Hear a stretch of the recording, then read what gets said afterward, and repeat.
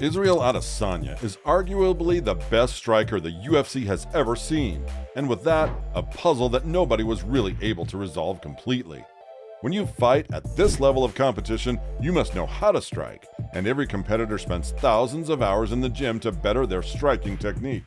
However, there is something unique and special about Adesanya's stand-up game that separates him by miles from the other elite competitors.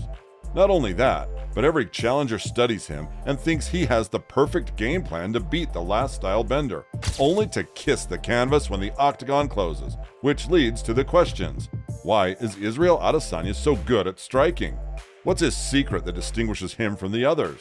What techniques does he always use to have the edge over the opponents? We will take a closer look at Israel Adesanya's most common techniques and do a detailed breakdown of his fighting style that makes him the unicorn of MMA.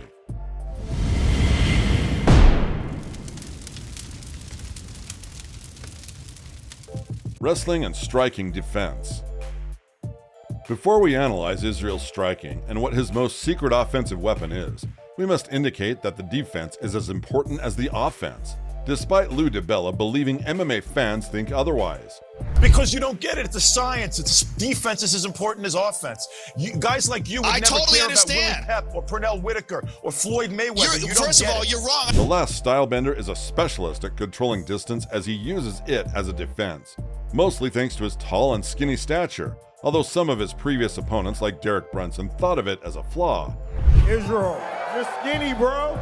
Hey, you better lift some weights, man. You're skinny as hell. I'm not worried about you. Adesanya uses his high and lanky look to keep the opponents at bay and prevent them from closing the distance.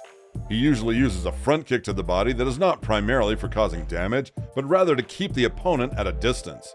Also, Israel is great at controlling the space in the octagon. He knows exactly where to move and how to escape the combos thrown at him by evading punches and leaning back. Whenever he gets cornered, he has that unusual ability to circle out and escape the attack.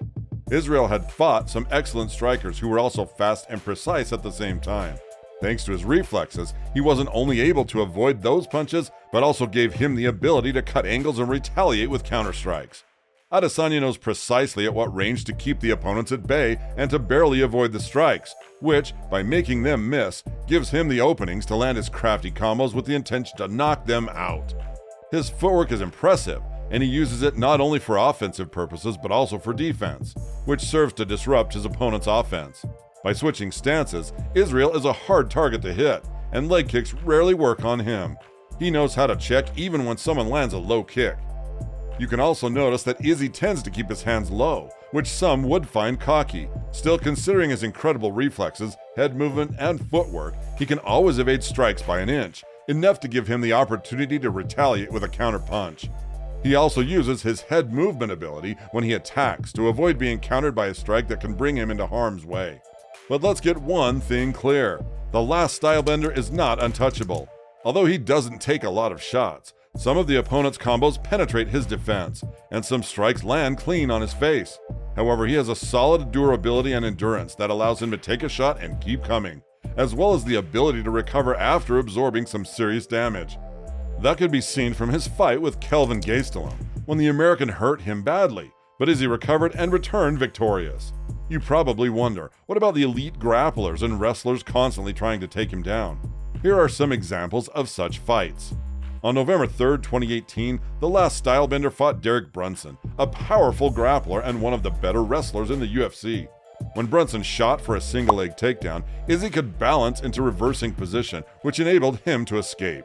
Not only are Israel's reflexes allowing him to stuff most of the takedown attempts, but even when the American went for a double leg takedown, Adesanya was able to push him just barely enough to create some space to insert the underhook and escape from that position. He would have patiently waited for an opportunity and then exploded with a sufficient punch to avoid being taken down. Another example of a powerful wrestler is Marvin Vettori, whose wrestling credentials helped him to score notable victories against UFC elites like Jack Hermanson, Kevin Holland, Paulo Costa, and Roman Dolidze. Izzy used his speed advantage to foresee a coming takedown, enough to help him insert one underhook and defend it from the clinch. Also, his long legs and tall stature allowed him to defend against inside trip takedowns by the Italian. The Stylebender is very good at balancing on one leg, and he also showed that against Kelvin Gastelum, as well as the incredible ability to sprawl against double leg takedown attempts. Even when someone takes Adesanya down, he is fast and agile enough to get to his feet immediately. In his UFC debut against Rob Wilkinson, the Australian managed to take Izzy down a few times, but the last Stylebender could always explode and get up. By having an impenetrable striking defense, as well as solid grappling and takedown defense, Israel Adesanya can implement the crafty striking and secret weapons that always give him the edge over the opponents, which leads to the question: what's Adesanya's secret weapon that makes him so good at striking? Before MMA, Israel Adesanya was an elite kickboxer for years, and having tens of kickboxing fights gained him massive experience in this sphere. He is so unpredictable and hard to beat because of his incredible feinting technique.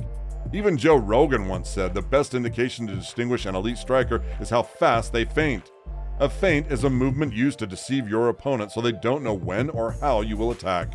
It messes with the fighter's brain, leading him to frustration and confusion. Most strikers tend to use specific techniques that are easy to predict with time. They would do the fundamentals like throwing a jab before a 1-2 combo, and an intelligent fighter can easily foresee those techniques. However, feinting allows you to be unpredictable and keeps the opponent guessing your next attack. One of the feinting techniques that Izzy likes to use is the frontside feint. He makes a fake sharp move as if trying to throw a jab. He uses his front leg pretending he is taking a step, but instead, he is just feinting to make the opponent believe that he is trying to close the distance to attack. In practice, Israel does feints in order to provoke a reaction from his opponent. By doing a feint, he can see how they are trying to block his strikes, and with that, he can locate the gaps and where the opponent's defense is vulnerable to attack. When Izzy feints with his jab, he can see if the opponent tends to lean back or simply put his guard up to block the punch. With that, he knows how to plan an attack that could cause real damage. Another feinting technique that the last Stylebender tends to implement in his fights is the rear hip feint, which is basically faking a low kick that forces the opponent to react. By doing the rear hip feint, the opponent tries to check the kick, and by the time he pulls it back, he is vulnerable to a subsequent low kick that would most certainly land clean. Just ask Paulo Costa. Izzy constantly played with his brain using this technique, exposing him to low kicks. By the end of the first round, Paulo's leg was already ground meat, which was an overture to his downfall. This technique can also be used to attack upstairs. Izzy would throw a low kick and make the opponents feel his power. Then he would feint with the rear hip feint, which would provoke the opponent to react by trying to check the kick. And that would allow Izzy to take a step and attack him with a 1-2 combo, completely unaware. However, feinting alone is not enough to win a fight. It also requires speed, good reflexes, and height and reach advantage. Israel Adesanya has it all. And besides that, being an elite kickboxer for years allowed him to learn tons of striking techniques that are hard to defend against. Israel uses his reach advantage to keep the opponent at bay, where he attacks him with jabs and front kicks to set up his power strikes.